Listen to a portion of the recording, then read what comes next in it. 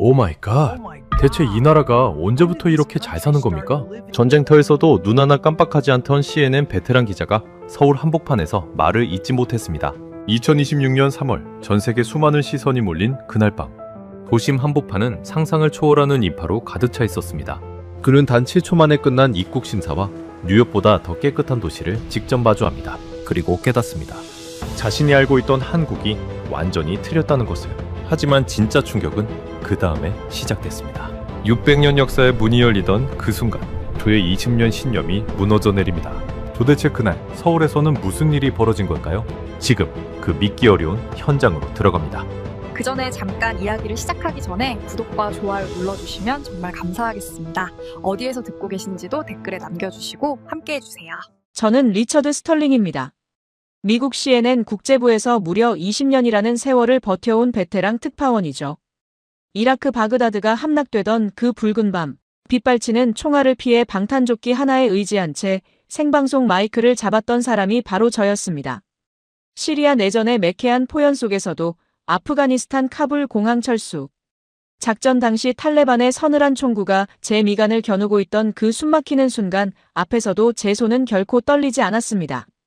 22살 피 끓는 청춘에 처음 무거운 카메라를 어깨에 둘러맸을 때부터 저는 제 자신에게 한 가지 철칙을 세웠었죠.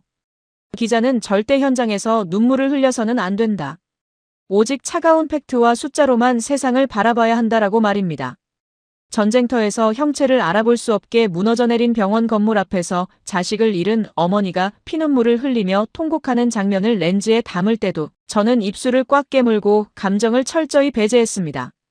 눈물을 흘리는 난민의 애처로운 표정보다 사망자, 수치와 경제적 손실액이라는 냉혹한 숫자가 현실의 참혹함을 훨씬 더 정확하게 세상에 전달해 준다고 굳게 믿어왔으니까요. 제게 감정이란 거짓말을 일삼는 간사한 변명일 뿐이었고 오직 숫자만이 변하지 않는 절대적인 진리라고 맹신하며 20년의 세월을 전쟁터의 잿더미 속에서 뒹굴며 살아왔습니다. 그런 제가 뼛속까지 차갑고 냉소적인 저널리스트로 살아오던 어느 날 CNN 본사의 편집장 마크가 저를 호출해 내린 지시는 솔직히 말해 제 자존심을 짓밟는 모욕 그 자체였습니다. 리처드, 이번 주말에 당장 서울행 비행기를 타게. 한국에서 열리는 BTS라는 아이돌 그룹의 공연을 자네가 직접 밀착 취재해줬으면 해. 저는 들고 있던 뜨거운 커피잔을 탁자에 신경질적으로 내려놓으며 마크를 똑바로 노려보았습니다. 농담을 하는 줄 알았거든요. 전쟁의 포화 속에서 살아 돌아온 국제부 수석 특파원에게 10대 소녀들이 방 안에 포스터나 붙여놓고 깍깍거리며 열광하는 팝스타의 공연장 취재를 가라니요. 솔직히 고백하건대 제 머릿속에 각인된 한국이라는 나라의 이미지는 아주 오래전 1950년대 한국전쟁 당시에 처참했던 흑백사진 몇 장 속에 완전히 멈춰 있었습니다. 미군의 원조 물자를 받기 위해 깡통을 들고 길게 줄을 서 있던 헐벗은 고아들, 폭격으로 뼈대만 앙상하게 남은 건물들, 그리고 잿더미가 된 거리. 물론 지금이야 삼성 스마트폰을 만들고 값싼 자동차를 수출하는 정도로 경제가 조금 성장했다는 뉴스는 들었지만 제게 한국은 여전히 미국의 오랜 군사 원조에 기대어 겨우겨우 연명해온 아시아 변방의 가난한 후진국이라는 오만한 편견이 머릿속 깊은 곳에 곰팡이처럼 뿌리내려 있었습니다. 하지만 편집장 마크가 묵묵히 제 앞으로 모니터를 돌려 보여준 숫자들은 제 얄팍한 상식을 비웃기라도 하듯 기괴할 정도로 거대했습니다. 넷플릭스를 통한 전 세계 190개국 동시 생중계, 단일 공연을 위해 몰려드는 예상 관중 무려 26만 명, 그리고 블룸버그 통신이 추산한 단 며칠간의 경제 파급 효과 자그마치 1억 7,700만 달러. 게다가 이번 달 한국을 방문하는 외국인 입국자 수가 전년 대비 37%나 폭증했다는 믿기 힘든 데이터까지 들이밀더라고요. 저는 제가 가장 신봉하는 숫자들을 빤히 쳐다보면서도 코웃음을 쳤습니다. 마크, 이건 말도 안 되는 거품입니다. 테일러 스위프트 같은 세계 최고의 팝스타가 투어를 돌아도 한 도시에 떨어지는 경제 효과가 7천만 달러 수준인데 아시아의 작은 나라에서 아이돌 그룹 하나가 그 2배가 넘는 돈을 쓸어 담는다고요? 이건 명백한 통계의 오류이거나 정부 차원에서 조작한 언론 플레이일 게 뻔합니다. 저는 오기가 생겼습니다. 이 콧대 높은 서양 기자가 직접 그 작은 나라로 날아가서 그들이 자랑하는 얄팍한 인프라가 수십만 명의 인파 앞에서 어떻게 무참히 붕괴하는지, 그리고 이 엄청난 수치들이 얼마나 허황된 거품인지 제 카메라로 낱낱이 폭로해주겠다고 결심한 것이죠. 뉴욕에서 출발한 인천행 비행기가 14시간의 긴 비행 끝에 마침내 활주로를 박차고 착륙하는 순간 저는 무릎 위에 올려둔 노트북을 열어 기사의 첫 번째 헤드라인을 굵은 글씨로 타이핑해 두었습니다. K-팝 광풍과 조작된 경제 효과, 아시아 빈국의 초라한 인프라가 직면한 재난. 비행기에서 내리면 수만 명의 외국인 관광객들이 뒤엉켜 아수라장이 된 입국장, 짜증 섞인 고성, 그리고 마비되어버린 낡은 공항 시스템이 저를 반겨줄 것이라 확신했었죠. 전 세계에서 26만 명이나 되는 엄청난 인파가 한꺼번에 몰려들고 있으니 이 조그만 나라의 공항이 감당할 수 있을 리가 만무하다고 믿었던 겁니다.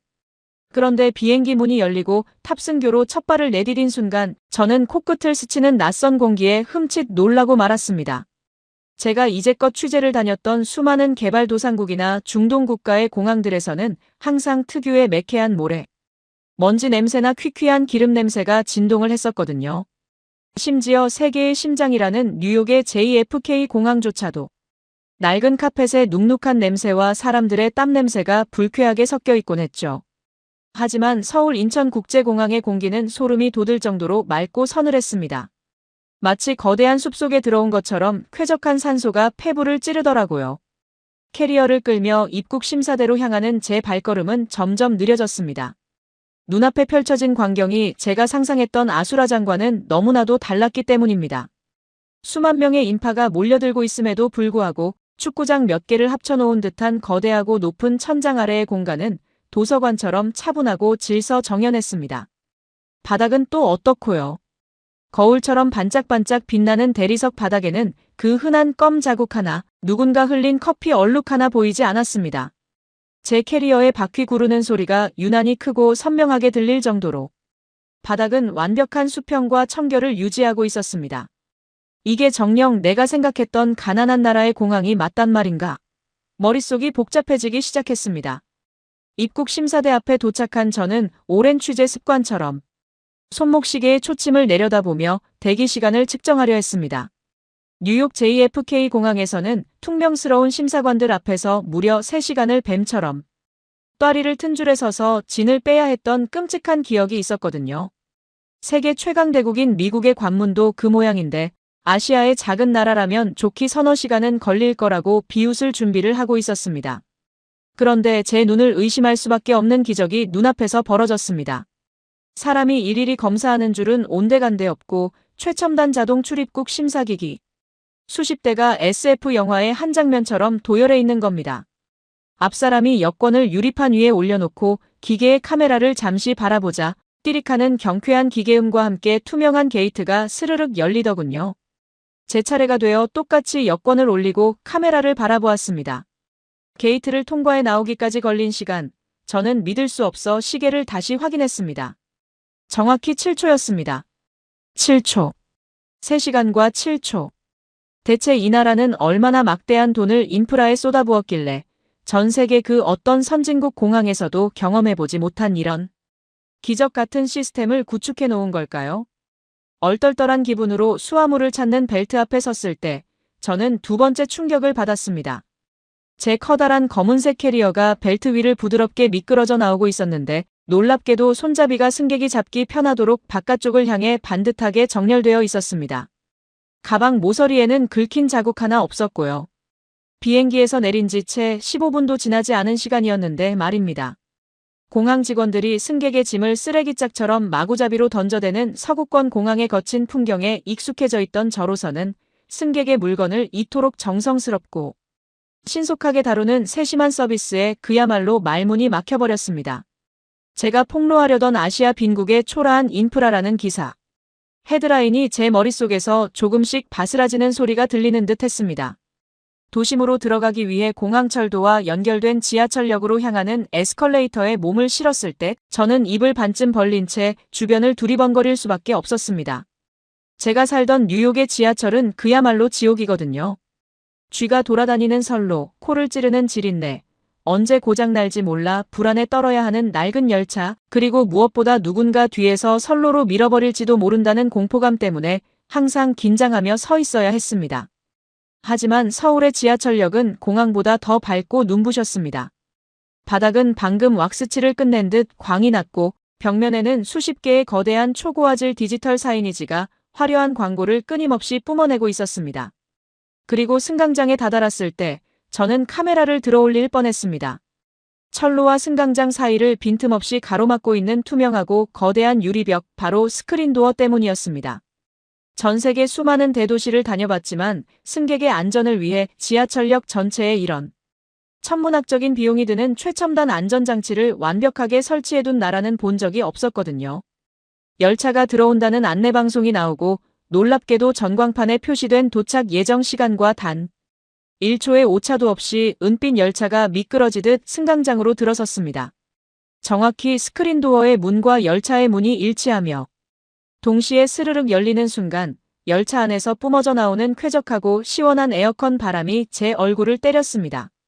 푹신하고 깨끗한 좌석에 앉아 유리창 너머로 스쳐 지나가는 서울의 풍경을 바라보며 저는 주머니에서 취재 수첩을 꺼내들었습니다. 비행기에서 호기롭게 적어두었던 K-팝 광풍과 조작된 경제 효과, 아시아 빈국의 초라한 인프라가 직면한 재난이라는 문장을 한참 동안 노려보았습니다. 그리고 손에 쥐고 있던 볼펜으로 그 문장을 벅벅 그어 지워버렸습니다. 제 얼굴은 부끄러움으로 화끈거렸고 20년간 저널리스트로서 쌓아왔던 알량한 자만심이 철저하게 붕괴되고 있음을 인정해야만 했죠. 대체 이 나라는 뭡니까?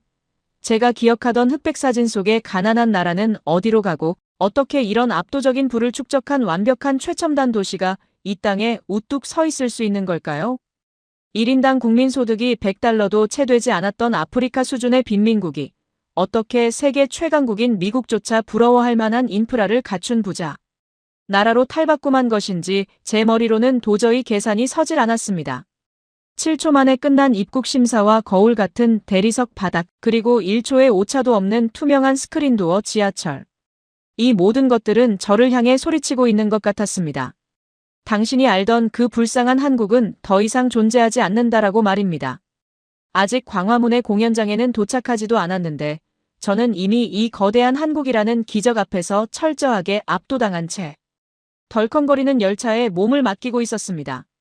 지하철 문이 미세한 마찰음조차 없이 제 등 뒤로 부드럽게 닫혔습니다.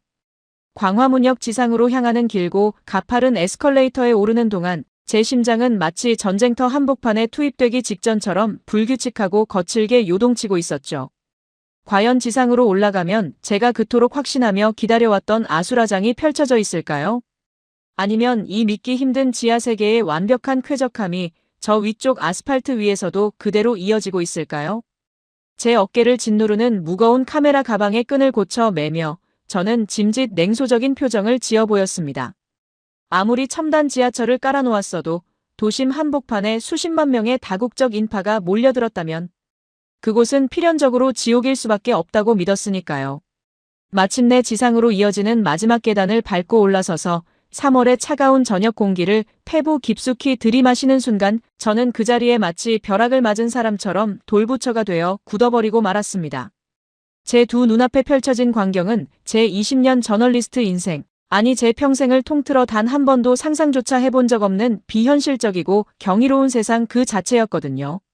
제 시야를 가득 채운 것은 끝이 보이지 않을 정도로 아득하게 뻗은 8차선의 거대한 광화문대로였습니다. 그리고 그 넓디 넓은 광장과 도로를 그야말로 구름처럼 몰려든 수십만 명의 글로벌 인파가 빈틈없이 꽉 채우고 있었죠. 숫자조차 가늠하기 힘든 거대한 군중이었습니다. 미국의 우드스탁 페스티벌이나 영국의 글래스턴베리 같은 세계적인 규모의 축제를 떠올려 보십시오. 수만 명만 한 곳에 모여도 도시는 그야말로 통제 불능의 무법지대로 변해버리는 것이 서양의 상식입니다. 술에 잔뜩 취해 핏대를 세우며 고성을 지르는 젊은이들, 흥분을 이기지 못해 상점의 유리를 깨부수고 쓰레기통을 걷어차는 훌리건들, 길바닥에 산처럼 쌓여가는 역겨운 오물 냄새, 그리고 이들을 막기 위해 곤봉과 투명 방패로 무장한 수천 명의 폭동 진압. 경찰들이 살벌한 대치를 벌이는 것이 서구권 대규모 행사의 지극히 당연한 일상이었습니다. 저는 당연히 이곳 서울의 한복판도 그럴 것이라 확신했습니다. 아무리 화려한 인프라를 자랑한다고 한들 혈기왕성한 수십만 명의 다국적 팬덤이 모였으니 교통은 완벽하게 마비되고 곳곳에서 끔찍한 압사사고의 위기와 폭동에 가까운 무질서가 터져나올 것이라 믿어 의심치 않았습니다. 제 손에 들린 카메라 렌즈는 그 추악하고 혼란스러운 민낯을 낱낱이 포착하여 전 세계에 타전하기 위해 날카롭게 번득이고 있었죠. 그런데 제 눈앞에 펼쳐진 현실은 저의 그 얄팍하고 오만한 서양인의 편견을 발밑에서 무참히 짓밟아버렸습니다. 수십만 명이 모인 끝없는 광장은 제 고막을 의심할 정도로 고요하고 질서정연했습니다. 머리에 히잡을 두른 중동의 여성들, 금발머리를 흩날리며 걷는 유럽의 청년들, 스페인어로 들떠서 대화하는 남미의 대가족, 그리고 보라색 옷을 맞춰 입은 수많은 한국인들까지. 국적도 인종도 언어도 모두 다른 이 엄청난 수의 이방인들이 마치 보이지 않는 거대한 지휘자의 손끝에 맞춰 부드럽게 움직이는 거대한 오케스트라처럼 완벽한 통제력을 보여주고 있었던 겁니다. 경찰이 곤봉을 휘두르며 무력으로 그들을 억누르고 있는 것도 결코 아니었습니다. 광장 곳곳에 형광조끼를 입은 한국의 경찰들과 안전요원들이 배치되어 있긴 했지만 그들은 위협적인 고함을 지르거나 사람들을 거칠게 밀어내지 않았습니다. 그저 경광봉을 부드럽게 흔들며 눈을 마주치고 미소 띤 얼굴로 방향을 안내할 뿐이었죠. 그런데도 이 거대한 군중은 그 누구 하나 얇은 통제선을 넘지 않았고 조금이라도 앞으로 가겠다며 서로를 밀치거나 새치기를 하지도 않았으며 심지어 그 흔한 고성방가나 취객의 난동조차 단 한 건도 보이지 않았습니다. 이것은 단순히 공권력을 두려워해서 말을 잘 듣는 순한 양떼의 모습이 아니었습니다. 제가 이 엄청난 인파 틈에 섞여 광장을 거닐며 온몸으로 느낀 감정은 단언컨대 어떤 숭고한 종교적 경건함에 가까운 것이었죠. 그 경건한 질서의 비밀을 풀기 위해 저는 사람들의 행동을 유심히 관찰하기 시작했습니다. 놀랍게도 그 많은 외국인들은 한국인들과 똑같이 스마트폰의 화면을 들여다보며 움직이고 있었습니다. 저는 조심스럽게 다가가 브라질에서 왔다는 젊은 여성들의 스마트폰 화면을 훔쳐보았죠. 화면 속에는 한국의 지도 앱이 켜져 있었고 실시간 혼잡도를 붉은색, 노란색, 초록색으로 뚜렷하게 보여주고 있었습니다. 중앙에서 누군가 확성기를 대고 윽박지르며 통제하지 않아도 시민들 스스로가 그 디지털 기술이 제공하는 정확한 정보를 신뢰하고 자발적으로 텅 빈 우회로를 찾아 물 흐르듯 분산 이동하고 있었던 것입니다. 서구 사회였다면 시스템을 불신하고 어떻게든 바리케이드를 넘어 직진하려 했을 텐데 이 외국인들은 한국이라는 나라가 구축해놓은 완벽한 시스템을 철저하게 믿고 따르며 유기체처럼 호흡하고 있었죠. 게다가 제 두 눈을 더욱 절망스럽게, 아니 경이롭게 만든 것은 바로 제 발밑의 바닥이었습니다. 영국의 축제장이었다면 시작하기도 전에 벌써 발목까지 푹푹 빠졌을 찌그러진 플라스틱 맥주컵이나 뒹구는 전단지, 담배꽁초 같은 쓰레기가 단 하나도, 정말 단 하나도 보이지 않았거든요. 사람들의 손에는 각자가 먹은 과자 봉지나 휴지를 담은 작은 비닐봉지가 마치 훈장처럼 얌전하게 쥐어져 있었고 어떤 이들은 자신의 가방 깊숙한 곳에 쓰레기를 소중히 챙겨넣고 있었습니다. 자기가 머문 자리를 스스로 치우고 타인에게 작은 불쾌감조차 주지 않으려는 이 놀라운 도덕성 앞에서 저는 제 자신이 한없이 작고 부끄러워져 차마 고개를 똑바로 들 수가 없었습니다. 도대체 무엇이 전 세계에서 모여든 이 이방인들을 이토록 성숙하고 완벽한 시민으로 탈바꿈시킨 것일까요? 저는 수첩을 꺼내들고 그들에게 직접 물어보지 않을 수 없었습니다. 지구 반대편에서 무려 36시간 동안 비행기를 3번이나 갈아타고 왔다는 브라질. 여성은 붉게 상기된 얼굴로 말했습니다. 그냥 이곳에 있어야만 할 것 같았어요. 이건 단순한 공연이 아니라 역사적인 순간이니까요. 1년 동안 편의점 야간 아르바이트를 하며 여행 경비를 모았다는 폴란드 출신의 건장한 청년은 서툰 한국어로 제게 대답했었죠. 그들은 가장 높은 곳에서 나라를 위해 군대에 다녀왔잖아요. 그 헌신이 너무 진짜 같아서 저도 이 나라의 방식을 존중하고 싶어요. 일본에서 딸의 손을 꼭 잡고 온 50대의 어머니는 아직 공연이 시작되지도 않았는데 벌써 눈가가 촉촉하게 젖어 있었습니다. 그제야 저는 깨달았습니다. 이곳에 모인 수십만 명은 그저 철없이 아이돌을 쫓아다니는 팬덤이 아니라 진심을 다해 이 나라의 문화와 정신을 사랑하고 존중하는 순례자들이었다는 사실을 말입니다. 분단국가라는 아픈 현실 속에서 기꺼이 총을 들고 국가의 부름에 응했던 청년들의 진정성이 전 세계인들의 마음을 움직여 이 광장 위에 완벽한 질서와 평화를 창조해낸 기적의 원동력이 된 것이었죠. 저는 수첩을 덮고 광장 한편에 우두커니 서서 멍하니 고개를 들어 올렸습니다. 화려하게 번쩍이는 최첨단 마천루들 사이로 저 멀리 광화문 너머 웅장하게 솟아있는 경복궁의 고풍스러운 지붕선이 붉은 저녁 노을을 받아 검푸르게 빛나고 있었습니다. 저는 주머니에서 스마트폰을 꺼내 떨리는 손으로 한국의 역사를 검색해 보았습니다. 1395년. 미국이 독립선언서에 서명하기도 훨씬 전인 무려 600년 전에 세워진 위대한 왕의 궁궐. 그러나 그 위대했던 궁궐은 나라를 빼앗겼던 일제강점기 시절 참혹하게 짓밟히고 훼손되었으며 연이어 터진 비극적인 6.25 한국전쟁으로 온 나라가 처참한 잿더미로 변해버리는 뼈아픈 순환을 겪었었죠.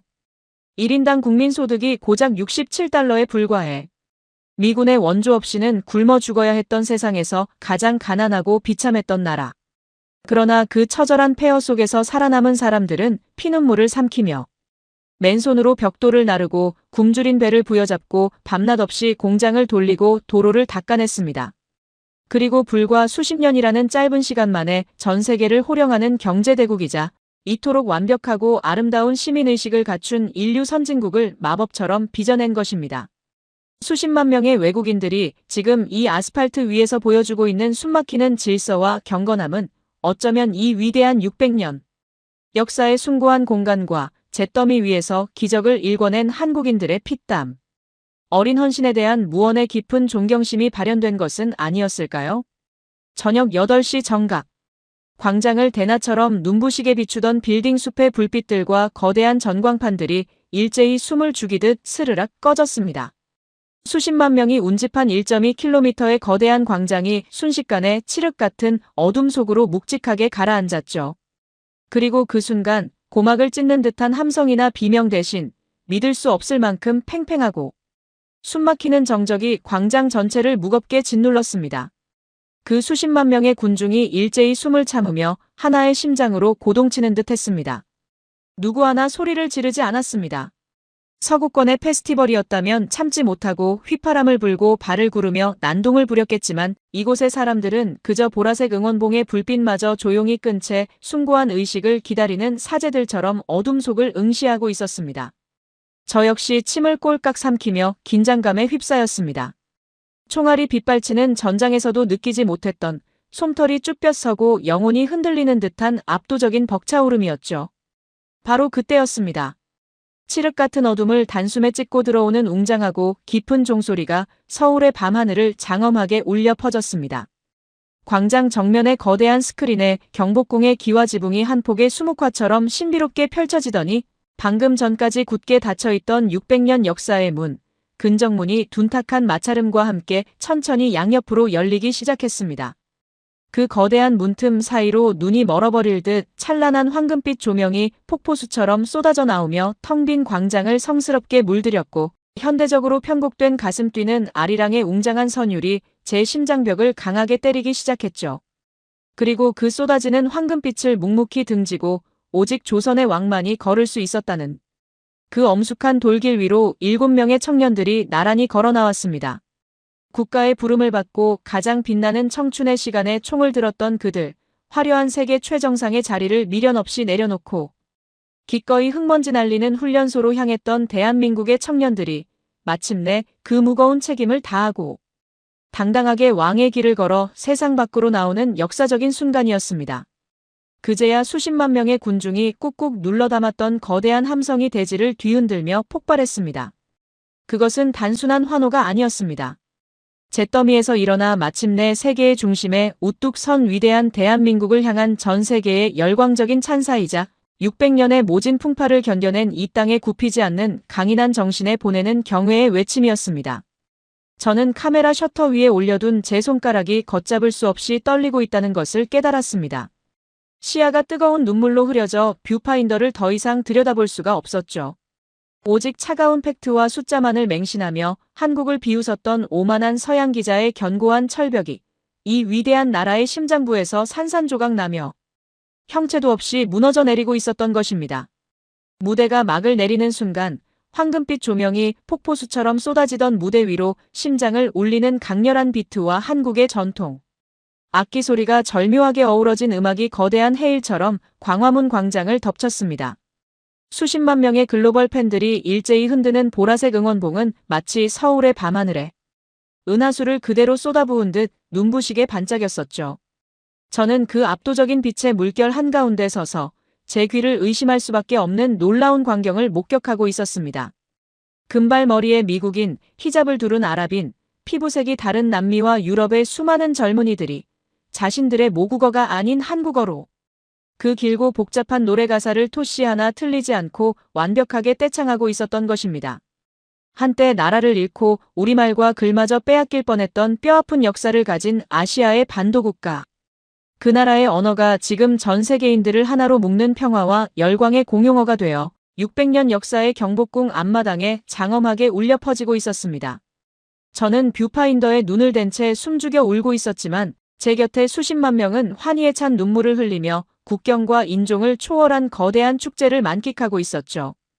어느덧 꿈결 같았던 2시간의 공연이 모두 끝이 났습니다.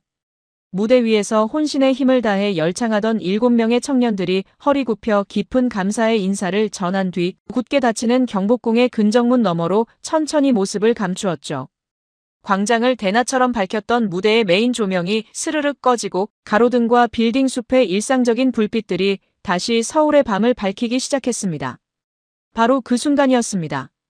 감동에 젖어 흐르던 제 눈물이 일순간 차갑게 식으며 20년차 베테랑 종군 기자의 그 지독하고 냉혹한 본능이 다시 고개를 쳐들기 시작했거든요. 자, 진짜 혼돈은 지금부터다. 저는 덜덜 떨리는 손을 진정시키며 황급히 카메라 렌즈의 초점을 광장의 출구 쪽으로 맞추었습니다. 수십만 명이 운집한 대규모 행사에서 가장 끔찍한 재난이 발생하는 순간은 행사가 한창 진행 중일 때가 아니라 바로 행사가 끝나고 군중이 한꺼번에 빠져나가는 퇴장의 순간이라는 것을 너무나도 잘 알고 있었기 때문입니다. 영국의 글래스턴베리나 미국의 코첼라 같은 세계 구급 음악 페스티벌의 마지막 10분을 떠올려 보십시오.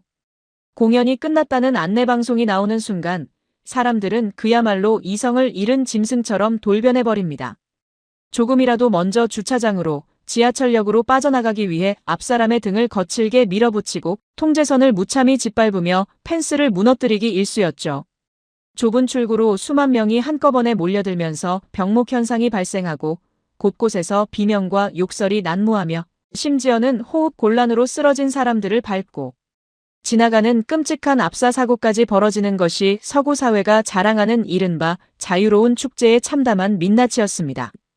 저는 방금 전까지 이들이 보여준 기적 같은 질서와 경건함이 지독한 피로와 귀가 전쟁 앞에서는 결국 서양의 군중들과 똑같이 무너져 내릴 것이라 굳게 믿었습니다.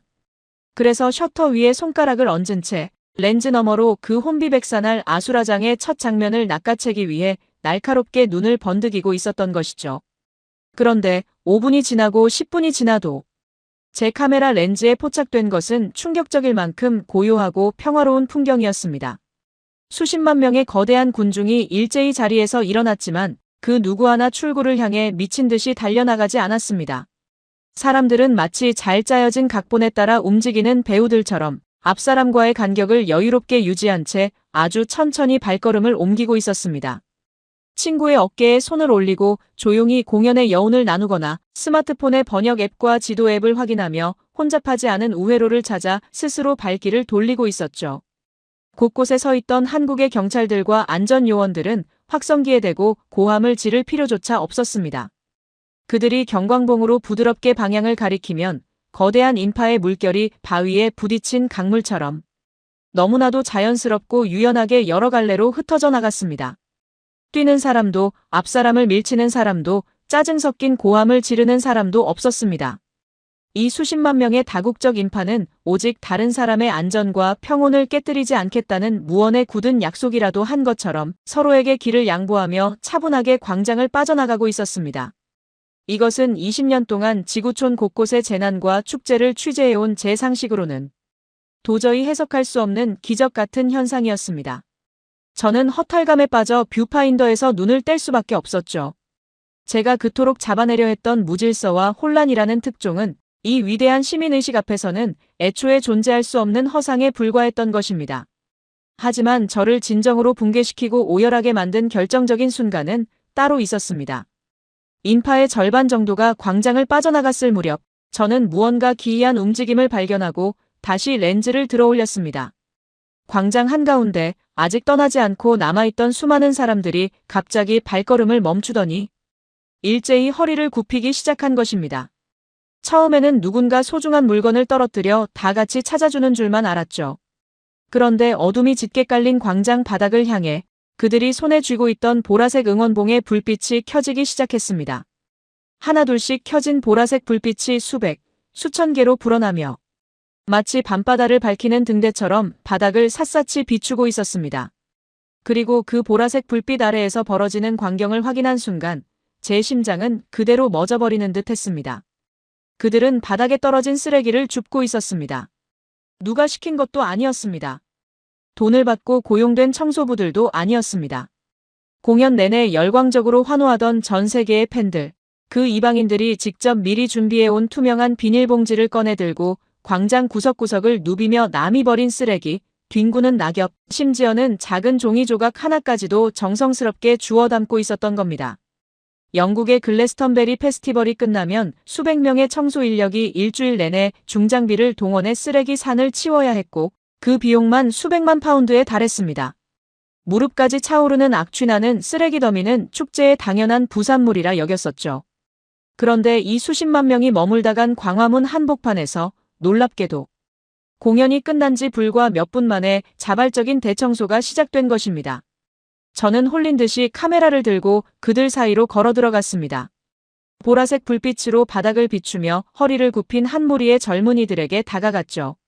스페인 국기가 그려진 가방을 맨 금발의 여성이었습니다.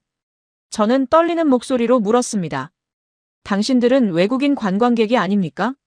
대체 왜 남의 나라 길거리에서 이렇게 쓰레기를 줍고 있는 거죠? 그녀는 이마에 맺힌 땀을 훔치며 환한 미소로 제게 대답했었죠. 이들이 우리에게 완벽한 무대와 감동을 주었듯이 우리도 이 아름다운 도시와 한국인들에게 완벽한 예의를 갖추고 싶어요. 이렇게 깨끗하고 훌륭한 나라를 우리가 더럽히고 떠날 수는 없잖아요. 옆에 있던 프랑스 출신의 청년도 거들었습니다. 한국인들이 보여준 질서와 친절함에 큰 감동을 받았습니다. 우리는 그들의 문화를 진심으로 존중합니다. 이 광장이 내일 아침 출근하는 한국의 시민들에게 아무런 불편을 주지 않도록 우리가 원래보다 더 깨끗하게 치워놓고 갈 겁니다. 그들의 대답을 듣는 순간 저는 마치 뒤통수를 망치로 강하게 얻어맞은 듯한 엄청난 충격에 휩싸였습니다. 단순히 공연을 보러 온 것이 아니었습니다. 이들은 대한민국이라는 나라가 이루어낸 눈부신 인프라와 성숙한 시민의식에 깊이 감화되어 스스로 그 훌륭한 시스템의 일부가 되기를 자처하고 있었던 것입니다. 한국인들이 평소에 보여주는 쾌적한 거리, 남을 배려하는 수준 높은 도덕성이 이 수많은 외국인들의 마음마저 완전히 정화시켜버린 것이죠. 곳곳에서 감동적인 장면들이 끊임없이 펼쳐졌습니다. 한국인 대학생들이 낑낑대며 커다란 쓰레기 봉투를 옮기자 멕시코에서 온 팬들이 달려가 기꺼이 손잡이를 함께 들어주었고 일본에서 온 중년 여성들은 편의점에서 사온 물티슈로 광장의 대리석 벤치에 묻은 얼룩을 뽀득뽀득 닦아내고 있었습니다. 심지어 행사가 끝나고 청소를 하기 위해 서울시에서 고용했던 수십 명의 환경미화원들이 빗자루를 들고 나타났을 때 그들은 할 일이 없어 멍하니 서 있어야만 했습니다. 수십만 명의 인파가 썰물처럼 빠져나간 지 불과 30분 만에 그 넓은 광화문 광장은 쓰레기 하나, 먼지 한 톨 없이 완벽하게 빛나는 원래의 모습으로 돌아가 있었기 때문입니다. 저는 더 이상 카메라를 들고 있을 힘조차 남아있지 않았습니다. 무거운 카메라가 어깨에서 스르륵 미끄러져 바닥에 툭 하고 떨어졌지만 저는 그것을 주울 생각조차 하지 못했습니다.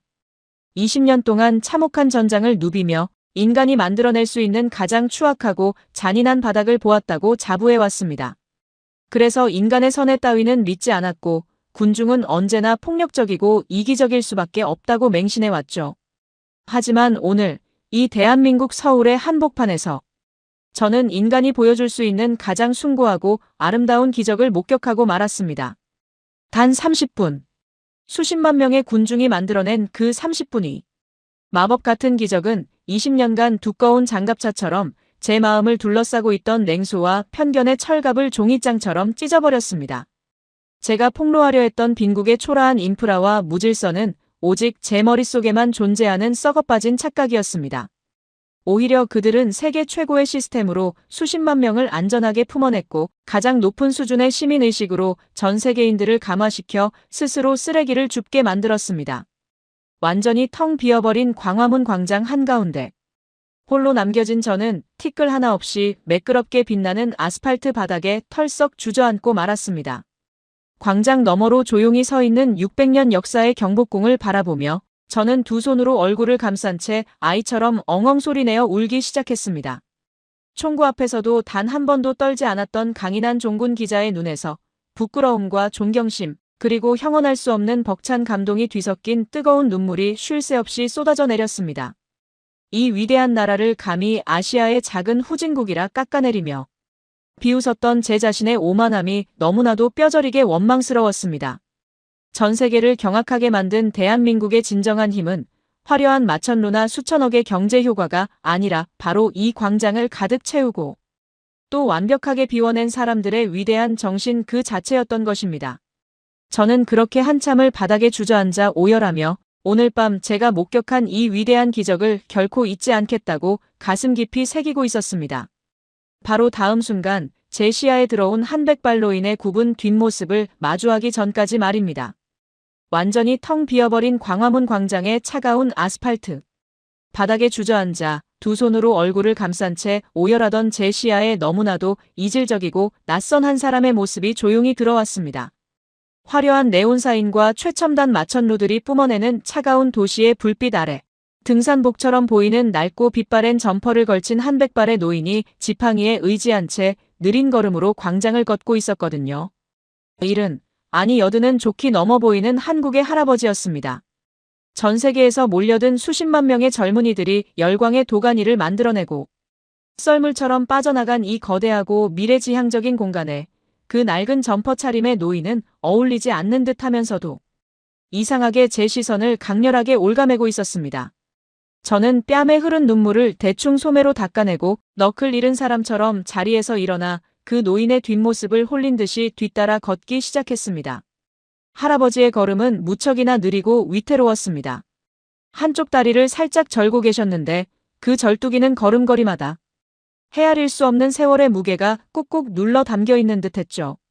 노인은 티끌 하나 없이 매끄럽게 청소된 광화문 광장의 한가운데에 멈춰서서 저 멀리 어둠 속에서 묵묵히 자리를 지키고 있는 600년 역사의 경복궁과 근정문을 아주 오랫동안 바라보았습니다. 저는 숨소리조차 내지 못한 채 몇 걸음 뒤에 서서 그 할아버지의 옆얼굴을 조심스럽게 응시했습니다. 그 노인의 눈빛, 저는 20년 동안 전 세계의 수많은 현장을 누비며 셀 수 없이 다양한 인간의 감정을 사진에 담아왔지만 그 순간 할아버지의 눈동자에 맺힌 감정은 도무지 한 가지 단어로 정의할 수가 없었습니다. 그것은 단순히 오늘 열린 세계적인 공연에 대한 자랑스러움이나 부자, 나라가 된 것에 대한 얄팍한 뿌듯함 같은 것이 결코 아니었거든요. 마치 평생을 바쳐 캄캄한 어둠 속에서 간절히 기다려온, 도저히 믿기지 않는 어떤 거대한 기적을 마침내 자신의 두 눈으로 직접 확인하고야 만 사람의 표정이었습니다. 깊게 패인 주름살 사이로 안도감과 회한, 그리고 이름 모를 슬픔과 환희가 한데 뒤엉켜 묘하게 빛나고 있었죠. 할아버지는 거칠고 투박한 손을 천천히 들어올려 방금 전까지 수십만 명의 외국인들이 열광하며 서 있었던 그 깨끗한 허공을 한번 쓰다듬더니 이내 작고 온화한 미소를 지으셨습니다. 그 순간이었습니다. 마치 번개를 맞은 것처럼 제 머릿속에서 흩어져 있던 수많은 팩트와 숫자들이 하나의 거대한 폭포수처럼 연결되며 제 뇌리를 강타했습니다. 저는 이라크와 시리아, 아프가니스탄에서 포탄에 무너져 내린 도시들을 수도 없이 보아왔습니다. 전쟁이라는 끔찍한 재앙이 한 나라의 인프라와 사람들의 영혼을 얼마나 철저하게 파괴하는지, 그리고 그 잿더미 속에서 다시 일어서는 것이 얼마나 불가능에 가까운 일인지 누구보다 뼈저리게 알고 있는 종군 기자였죠. 그런데 지금 제 눈앞에 서 있는 200발의 노인은 바로 그 지옥 같은 전쟁을 직접 온몸으로 겪어낸 한국 전쟁의 생존 세대였습니다. 1950년 한반도에 참혹한 전쟁이 터졌을 때 이 아름다운 수도 서울은 무려 3번이나 적의 손에 함락되며 처참한 불바다가 되었습니다. 600년 역사의 경복궁은 포탄에 맞아 헐렸고 거리는 온통 무너진 건물 잔해와 피비린내 나는 시신들로 뒤덮여 있었죠. 전쟁이 끝난 직후 이 나라의 1인당 국민소득은 겨우 67달러에 불과했습니다. 길거리에는 부모를 잃은 고아들이 미군이 던져주는 초콜릿과 깡통을 주워 먹으며 연명했고 봄이 되면 먹을 풀뿌리조차 없어 수많은 사람들이 굶어 죽어나가던 세계에서 가장 가난하고 비참한 최빈국 중의 하나였습니다. 제가 CNN 기자로서 숱하게 취재했던 그 아프리카의 수많은 기아 국가들보다도 훨씬 더 절망적인 잿더미 그 자체가 바로 이 노인이 태어나고 자란 젊은 시절의 대한민국이었습니다. 그런데 67달러였던 그 빈곤한 나라가 어떻게 지금 1인당 국민소득 3만 달러를 훌쩍 넘는 무려 450배나 성장한 세계 최고의 부자 나라가 될 수 있었던 것일까요? 제가 오늘 하루 종일 경악하며 마주했던 인천공항의 7초짜리 입국 심사 시스템, 단 1초의 오차도 없는 최첨단 스크린도어, 지하철, 뉴욕과 런던을 비웃는 화려한 마천루들, 그리고 전 세계 26만 명의 글로벌 팬들을 안전하게 품어낸 이 완벽한 인프라가 어떻게 하늘에서 뚝 떨어질 수 있었냐는 말입니다. 정치인들의 훌륭한 연설 때문이었을까요? 아니면 서방 국가들의 자비로운 원조 덕분이었을까요? 아니었습니다. 저는 덜덜 떨리는 손으로 입을 틀어막았습니다. 그 450배의 기적, 이 세계적인 대제국을 건설한 진짜 영웅은 바로 지금 제 눈앞에서 구분 등으로 서 있는 저 낡은 점퍼 차림의 노인과 그의 시대를 함께 살아냈던 대한민국의 어르신들이었습니다. 그들은 자식들만큼은 절대 자신들처럼 굶기지 않겠다는 그 지독하고 숭고한 일념 하나로 짐승처럼 일했습니다. 피 끓는 20대의 나이에 깜깜한 독일의 지하 수천 미터 탄광으로 기어들어가 시커먼 석탄 가루를 마시며 피를 토했고 타는 듯한 중동의 사막 모래바람 속에서 하루 18시간씩 벽돌을 나르며 도로를 닦았습니다. 어떤 이들은 좁디 좁은 평화시장의 다락방에서 햇빛 한 번 보지 못한 채 손가락이 미싱바늘에 찔려가며 밤낮 없이 옷을 지어 수출했고 또 어떤 이들은 이역만리 정글 속 베트남 전쟁터에 나가 목숨을 바쳐번 돈을 고국으로 송금했습니다. 그렇게 그들의 손톱이 빠지고 허리가 휘어지도록 벌어들인 피 묻은 달러가 이 광화문이 8차선 아스팔트가 되었고 기적의 스크린도어가 되었으며 세계 1위의 인천국제공항을 짓는 철근이 되었던 것입니다. 오늘 밤 전 세계를 열광시킨 7명의 청년들 그리고 그들을 보기 위해 모여든 수십만 명의 외국인들이 위풍당당하게 걸었던 이 왕의 길은 사실 저 어르신들의 진물은 맨발과 굽어버린 등허리 위로 닦여진 피눈물의 길이었습니다.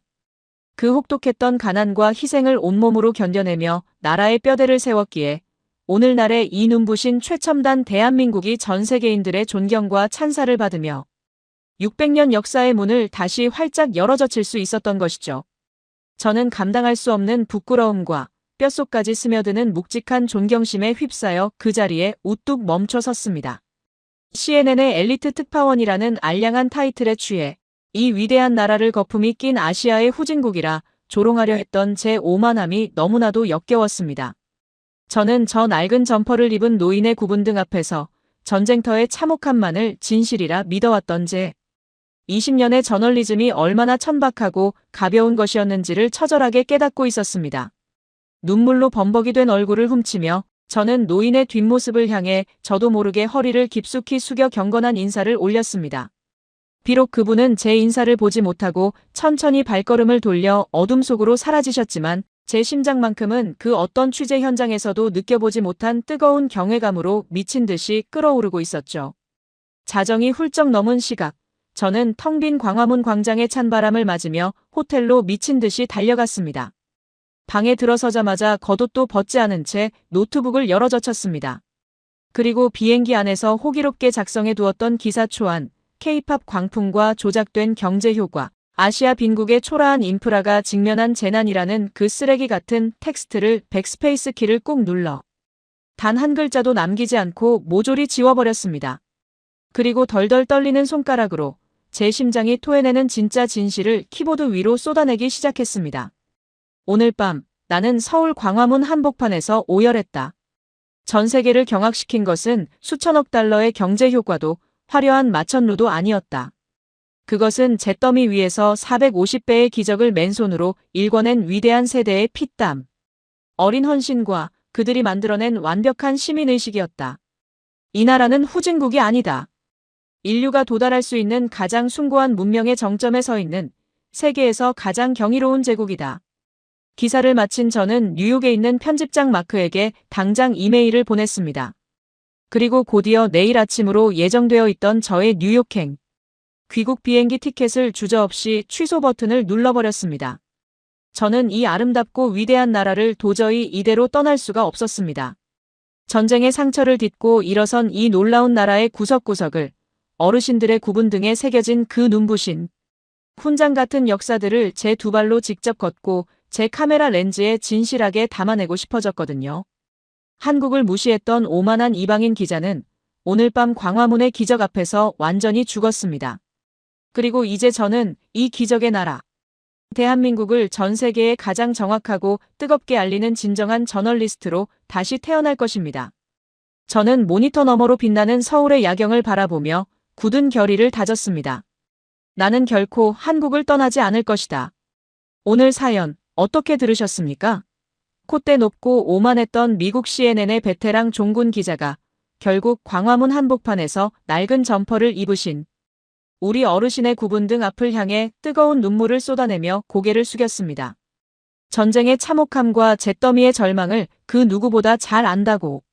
자부했던 서양의 이방인조차 아무것도 없던 폐허 속에서 피어난 대한민국의 450배 기적 앞에서는 스스로의 무지함을 탓하며 무릎을 꿇을 수밖에 없었던 것이지요. 그렇습니다. 오늘 사연 속 수십만 명의 외국인들이 광화문 광장에서 보여준 그 숨막히는 질서와 경건함. 600년 역사의 문을 열고 당당히 걸어나온 우리 청년들의 웅장한 발걸음. 그리고 1초의 오차도 없는 투명한 최첨단 지하철과 단 7초 만에 열리는 공항의 게이트. 밤하늘을 수놓는 뉴욕 맨해튼보다 더 화려한 마천루들까지. 전 세계를 경악하게 만든 이 거대하고 완벽한 대한민국의 눈부신 발전은 결코 하늘에서 어느 날 갑자기 뚝 떨어진 요행이나 기적이 아닙니다. 서양인들은 자신들의 자본력이나 마법 같은 기술력으로 포장하려 했겠지만 진실은 다릅니다. 지금 이 영상을 들으며 조용히 고개를 끄덕이실 우리 어르신들. 배고픔에 눈물 짓고 보릿고개를 넘기며 춥고 가난했던 그 시절, 사랑하는 내 가족들의 입에 따뜻한 밥 한 숟가락 더 떠먹이시겠다고 어떤 삶을 살아오셨습니까? 말도 통하지 않는 깜깜한 이역만리 지하갱도로 들어가 시커먼 석탄 가루를 마셨고 숨이 턱턱 막히는 열사의 중동 사막으로 떠나 굵은 땀방울을 흘리셨습니다. 매캐한 평화시장의 먼지 구덩이 속에서 졸음을 쫓아가며 미싱을 돌리셨고 총알이 빗발치는 베트남의 정글 속으로 기꺼이 당신의 가장 빛나고 아름다웠던 청춘을 던지셨지요. 나라를 잃었던 뼈아픈 슬픔과 동족상잔의 6.25 전쟁으로 모든 것이 형체도 없이 불타버렸던 절망의 잿더미 위. 그 아무도 희망을 노래하지 않았던 척박한 땅 위에서 오직 투박한 두 손과 악착 같은 의지 하나로 핏줄을 세워가며 이 나라의 튼튼한 뼈대를 맨손으로 닦아 올리신 분들이 바로 지금의 어르신들이십니다. 그렇기에 이 위대하고 눈부신 부자나라 대한민국은 다른 누구도 아닌 바로 어르신들의 닳고 다른 굳은 살 박인 손마디와 무거운 짐을 지느라 휘어버린 굽은 등 위에서 피어난 인류 역사상 가장 기적적이고 아름다운 꽃입니다. 무일푼의 빈국을 세계 최정상의 반열에 올려놓으신 어르신들의 그 숭고한 피와 땀, 그리고 그 거룩한 희생과 한없는 사랑에 오늘 이 자리를 빌려 다시 한번 가슴 깊이 고개 숙여 진심으로 감사의 인사를 올립니다. 당신들이 묵묵히 버텨주셨기에 지금의 우리가, 그리고 우리의 자녀들이 이토록 풍요롭고 안전하며 자랑스러운 세상에서 고개를 들고 살아갈 수 있습니다. 오늘 오만했던 외국 기자의 참회록과 수십만 명의 외국인들이 한국을 향해 보낸 존경의 시선을 들으시며 혹시 지나간 세월의 뭉클한 조각들이 떠오르셨는지요? 가슴속 깊이 묻어두셨던 어르신들만의 생생하고도 귀한 삶의 지혜, 그리고 그 시절의 아련한 추억과 경험들을 댓글창에 넉넉하게 나누어 주십시오. 남겨주시는 소중하고 따뜻한 글귀 하나하나 제가 직접 가슴 깊이 새기며 읽고 또 읽겠습니다. 그리고 주변의 소중한 지인분들과 사랑하는 가족분들께도 이 감동적인 사연을 많이 공유해 주셔서 우리가 함께 만들어낸 대한민국의 자부심을 널리 나누어 주시면 더할 나위 없이 감사하겠습니다. 자랑스러운 대한민국에 살아있는 위대한 역사이신 우리 어르신들. 오늘 하루도 각자의 자리에서 정말 고생 많으셨습니다. 거친 풍파 속에서도 굳건히 자리를 지켜오신 당신의 삶은 결코 틀리지 않았습니다. 시대가 변하고 세월이 아무리 무심하게 흘러간다고 해도 당신은 언제나 이 나라를 구한 진정한 영웅이시며 우리의 영원한 자랑입니다. 어깨 활짝 펴십시오. 내일은 오늘보다 더 환하게 웃으실 수 있는 기분. 좋은 하루, 몸도 마음도 솜털처럼 가벼운 하루가 되시기를 두 손 모아 간절히 기원하겠습니다. 늘 건강 잘 챙기시고 식사 절대 거르지 마시고 오늘 밤은 세상에서 가장 평안하고 따뜻한 밤 보내십시오. 감사합니다.